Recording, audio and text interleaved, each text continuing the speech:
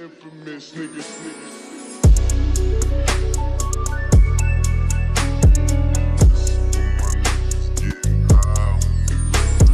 Welcome to Certified Fresh, the interview series with artists and producers featured in the mixes of the aesthetic deity, the bus driver himself, the lean sommelier, your plug's favorite DJ, Ryan Celsius. I'm your host, JV. Head over to YouTube and tune in to Blaze Bus Radio, the Ryan Celsius live stream playing 24/7 lo-fi, experimental trap, funk, vaporwave, and other groovy tunes set to psychedelic visuals. On IG, he's at Ryan.Celsius. On SoundCloud, he's just Ryan Celsius. Follow Certified Fresh on IG at rc.certifiedphresh. That's fresh with a PH. For the Season 1 finale of Certified Fresh, that's right, we'll be back with the Season 2. Ryan Celsius renewed us for another season. Season 1 finale, we have the God, Infms, Tape God. The Beantown rep and producer is responsible for some of the dopest funk tapes out, but he doesn't really like the name funk. This interview was recorded a while back, so we'll be talking about things that have already happened and projects that have already dropped.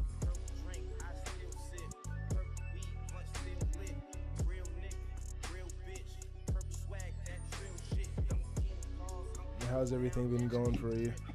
It's good, man. It's good. Staying busy, staying positive, trying to be as mindful and in the moment as I can.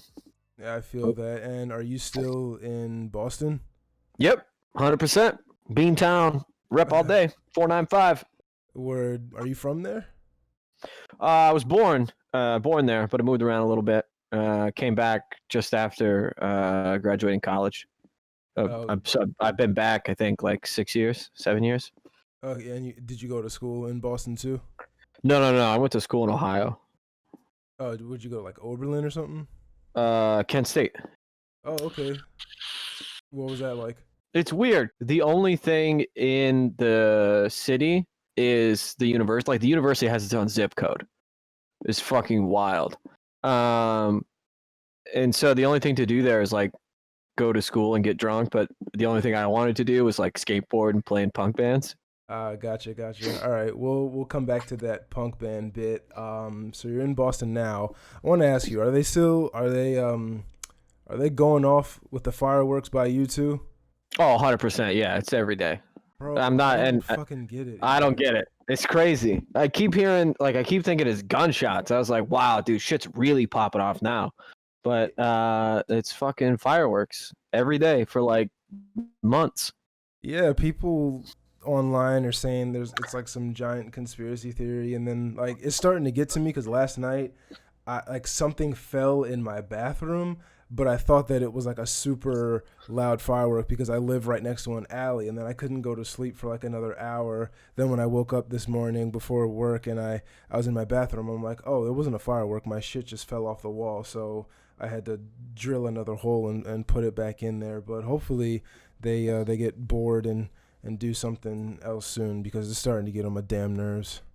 Dude, I understand that there's like a lot of things that people can't do anymore. So like throwing parties and making noise is like the one thing that they got left. But like I keep hearing these things go off at like 3-4 in the morning. Like, I mean, I gotta go to work in the morning, dog. Like it can't be up like that. Yeah, exactly. It's driving me insane, but hopefully, like I said, they just move on to something different soon. So you touched on it a little bit. I want to circle back to it. How did you get started with music? You said you played in punk band. Did you ever do any like school band, anything like that? Nah. I think I wanted to play saxophone. Maybe I was in like the 7th grade or something. Because I think my friends both played saxophone. And so I was like, yeah, I really want to play saxophone too. Not really thinking, like, I don't know anything about music theory, or I'm not classically trained in any way. I just have really bad ADD, and when I get a project that like tickles my brain, I'm hyper focused on it. So I just learned a bunch of instruments that way. Does anybody in your family play music at all, or is it just you? It's just me. Yeah. What does your family think of that? At first they were kind of like whatever about it, but now, they rock the merchandise, and, they're excited when I get, releases on Spotify, or, when I get new videos made, or shit like that. So it's cool. They've always been super supportive about everything I do, especially anything like art related. Oh, that's awesome, man. It's always good to have support of the family, right? 100%. Word. I want to talk more about the specific type of music that you're making. It's been in the underground for so many years now. I don't even know. Can we use the name funk for the genre anymore? Okay, this is gonna be a hot take. Oh, let's hear it. I think the name is so stupid. But I mean, I like, what's a good genre name, really, right? Like, what is dubstep? What is rhythm? What is trap? You know, like, so it's just a name. To me, it's always been a micro genre of just classic hip hop. There's so many things about funk and hip hop that overlap that to me they're almost synonymous. I think the only real difference is that funk takes it one step further and samples the vocals as well. And then I guess you have like stylistic differences, right? Like there's a difference between East Coast hip hop and West Coast hip hop. So there is also a difference in funk, but I'm really excited the way that the genre is going. I got my eye on a bunch of people, and it's been fun to see how it's grown over the last few years, but definitely since I started getting involved in like 2016, 2017. Nice. And what led you to the funk genre and starting to produce funk tracks? I feel like everyone's answer is shout out Ryan Celsius. That happened a little bit later, but I don't know. Like, I think it's just because I was trying to make like ambient wave shit, and I'm just so ass at music theory and creating melodies like that. Like, I love sampling. It's so much of the style of music that I grew up listening to, and I love trying to take something out of nothing and make it into something else. So I think that, and realizing exactly how much you can do with a sample. Okay. And over time, what would you say is your forte when it comes to making funk tracks? Like, are you good with the drums, or are you just strictly like I'm just all about the samples? I take a lot of pride in my drums. I think because I taught myself how to play the drums, so I was a drummer for a long time, and so that has always been like my bread and butter. But to be honest, I think at least lately, I mean, I can nail a hook. Like, I just love coming up with super catchy earworm hooks. Like, it's revitalized sort of the genre for me to try to be able to do that. Why are you called the tape god? Because no one makes tapes like me, dude. You know? It actually was, I think, something that Cameo came up with. Shout out Cameo. He runs the like funk producers Discord server, and I wanted like a specific role in there because I was trying to get community members together for a tape, and I kept having to ask him to like make these roles for these people, and so I forget exactly. I said maybe just like put like tape or the name of the tape or something, and he's like, "Well, why don't you just make it Tape God?" And I was like, "All right," and so it kind of just stuck. Nice, nice. Speaking of that, can you talk about a project or a tape that you're really proud of, and then one you'd rather forget about? One I'd rather forget about. That's funny. I got a lot I'd rather forget about. Yeah. So, I mean, I am probably the most proud of the original Fright Night.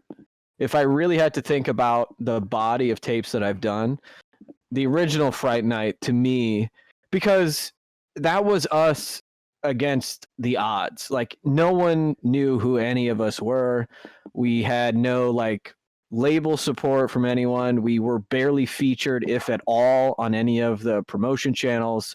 It was like a ragtag bunch of people, and I was like, hey, I think that we could really do this. I reached out to Ryan. Ryan's been a friend of mine for years, and we made it happen. That was the stepping stone for a bunch of the work that the community's done since then, that just really kind of sparked this tape adventure for me. Okay, and then what about a tape that you'd rather forget? I mean, there's a lot of cringeworthy moments on my first tape that I wasn't quite ready to put out. I think I just put it out because I was tired of producing it. But the very, very first tape that I did was just, I've thought about revisiting those samples and trying it again, but it's just something that, we all got songs we don't love. Yeah, yeah, it's like whatever creative pursuit you have, you got to get through that period of putting out Yeah. shit that you look back and you're like, ooh, this is not good. Yeah, yeah. And I mean, the ideas are good. I think just the execution, I was a young producer, I had a lot to learn. But I think each tape that I've done has a super specific moment in time when it was important for me to do. Okay. So Fright Night Volume 1, which yeah, by the way, is a pretty good banger. I've definitely listened to it a few times. Salute. Yeah, no problem. That one was definitely like our backs against the wall, and we're just kind of gonna have to shoot our way out. What other tape resonates with you because it just brings up different feelings? I really I'm a big fan of the Summer of '88 tape. That came out right around my birthday. It was another gigantic collaborative effort with a bunch of people from the community, and it was the first time that I had an overwhelming amount of submissions. So I had to do some pruning of what I felt was sort of best for the overall cohesiveness of the tape. And so I had to sort of remove myself as like friend and producer and just solely focus on what do I think would make the best sort of whole mix. So that one's really cool. I mean, Fright Night 2 is awesome. That one came out super fast. The guys were bugging me for like the whole year about getting another one in. It's just, I love doing them. They're so much fun. It really energizes the community. I think it's something that we can all gather around. I'm excited about the one that we have coming up. And yeah, they all sort of evoke a different emotion, especially the This Is series. I mean, those are all people that I look up to. Those are all really close personal friends of mine. And so to be able to, kind of pay tribute to them in that way, I think evokes a lot of emotions. There's a lot of really deep cuts in a lot of them. Like I think in the Stash Boy one specifically, that was the first one that I ever did of that series, and it has the song that made me want to produce funk on it, because it was a song that I had heard off of the first Cottonmouth Club tape that Stash Boy did with Trill Smith. It was called Ain't No Sunshine, and that song has been like that. When I heard that, I was like, okay, I can do this. Like I know, like this makes sense. This is the type of shit that I want to make. I want to follow up on something that you said when it came to putting together a tape. What was it like having to remove the friendship part of putting a tape together and kind of making those executive decisions, and also maybe making a decision that might have pissed somebody off or made them upset? What was that like for you? Was it difficult, or was it just something you were just like, look, I got to do this, and if you want to go on this journey with me, you just got to trust me? I mean, it's hard. Like, I don't ever want to put anybody out like that. One of the main reasons why I did the first tape at all, was because I felt like there was a bunch of underrepresented producers that weren't given a shot, and that all that any of these kids need is just one shot to prove that they can do it. And just nobody was willing to listen or give them that shot. So I said, fuck it, let's just make our own shot. Let's force them to hear us. And so I think that approaching it with that mentality, and then having to, I just reached out and I was honest and I leveled with people, and they understood, and they know that it's not like I'm not going to do any more tapes, and I always try to put people on, and I tried to make sure that anybody that had submitted something that didn't quite make it, if there was a way that I could include them, like through collaborations or things like that. I'd be able to do it, but it wasn't a position I really liked to find myself in. Like, I just like hanging out with the guys and talking shit and making beats, smoking weed. But I felt like it was important because it forced me to take myself seriously. I think every producer gets to a point where they either have to take themselves seriously about their craft or not. And I felt like that was kind of like my moment. Like, okay, like I need, like, if I'm going to do this, I should be all in. Who are some producers that you think lately they've just been really bringing the heat and killing the game? Shout out the Young God Index. That dude is crushing it. It just nonstop banger after banger. I love it. All the dudes from Finland.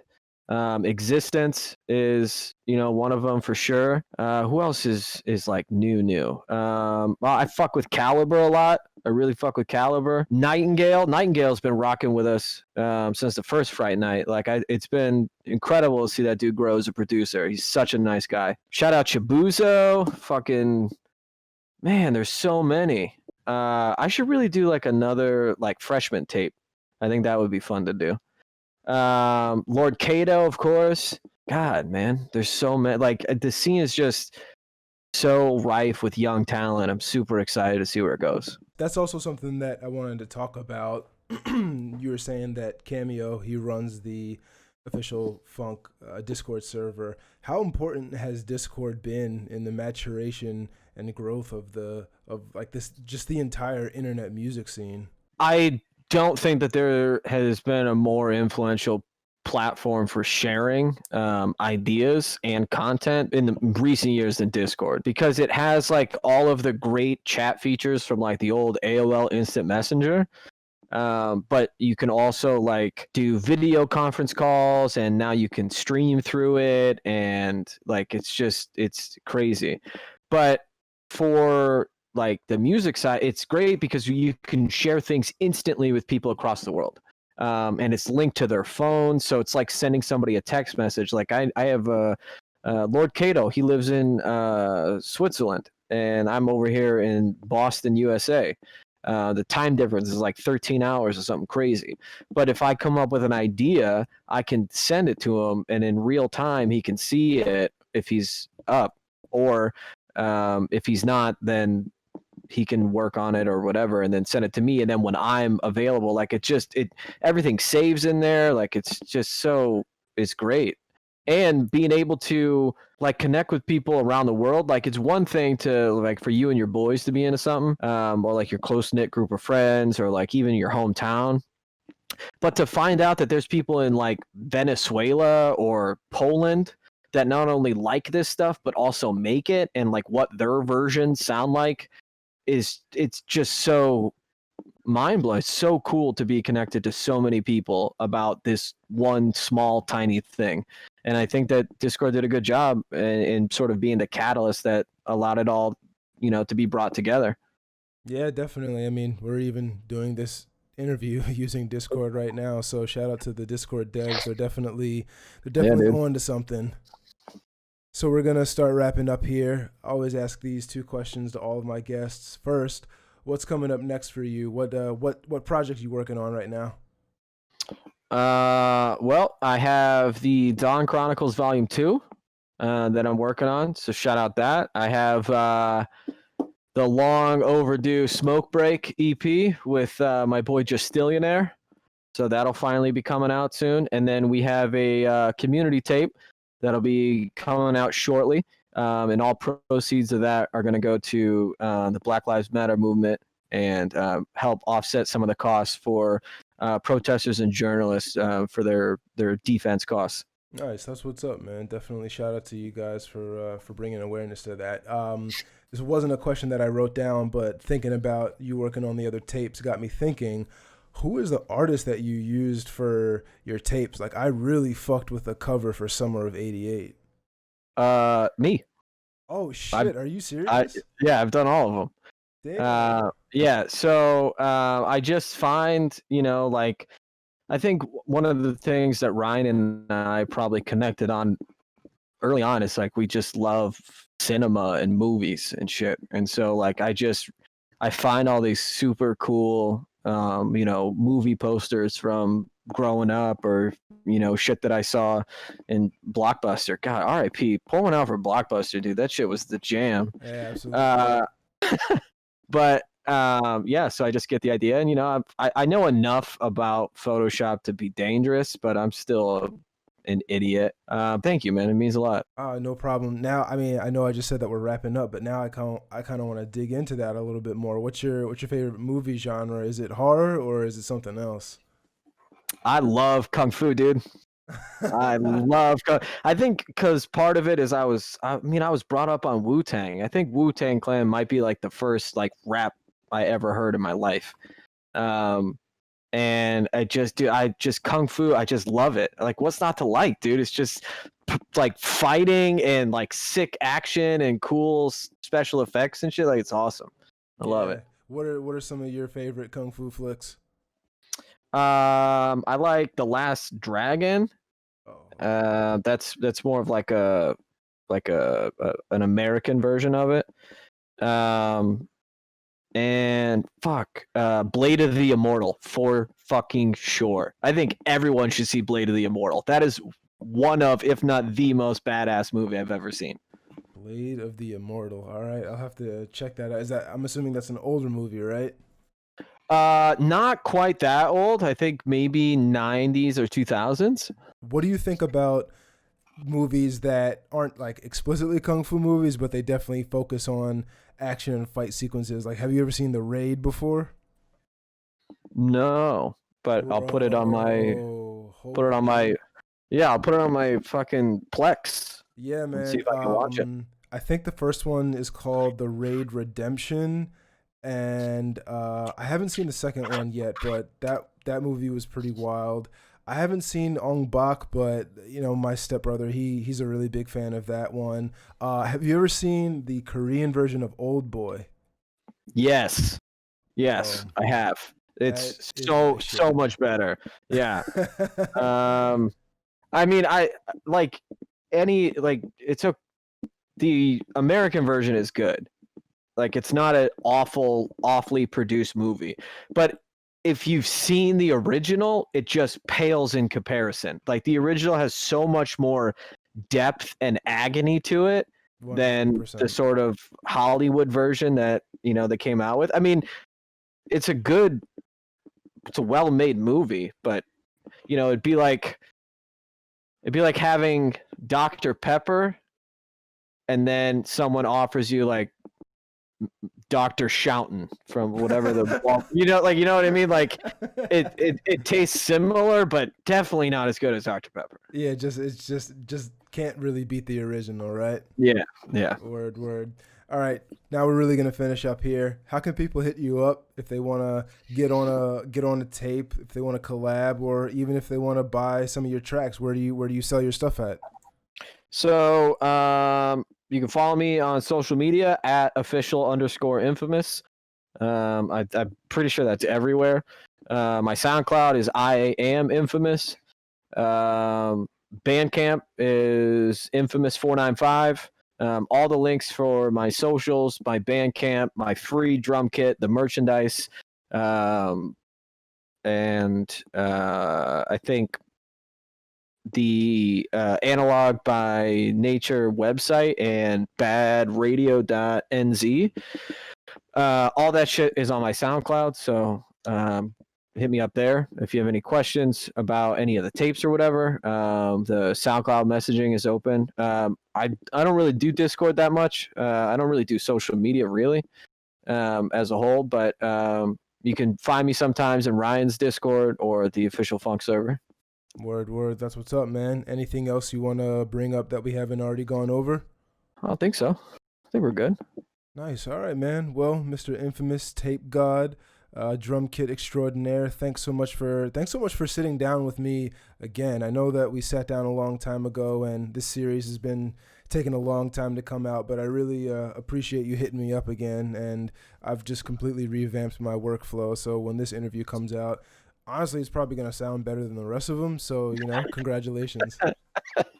Yeah, thanks, man. Yeah, I mean, shout out to you, dude. I see you moving. You know, real recognize real. You know, I know the grind. I know, you know, you got to eat shit, dude. What's that guy's name? Gary V. Yeah, Gary V. Yeah, he's always like, dude, you got to eat. You got to love eating shit for the one time that you make it. Yeah. So, like, I mean, I get it. All the times that you ate shit before led up to this workflow that you have right now. That's the way I see it. So, I mean, shout out to you. Thanks for having me. I appreciate it. Yeah, absolutely, man. We'll keep on, and season 2 will definitely be coming up soon. But this will be a good cap to season 1. So definitely, man. I really appreciate it. Yeah, no problem, man. Salute. Take care, man. All right, man. Peace. See you.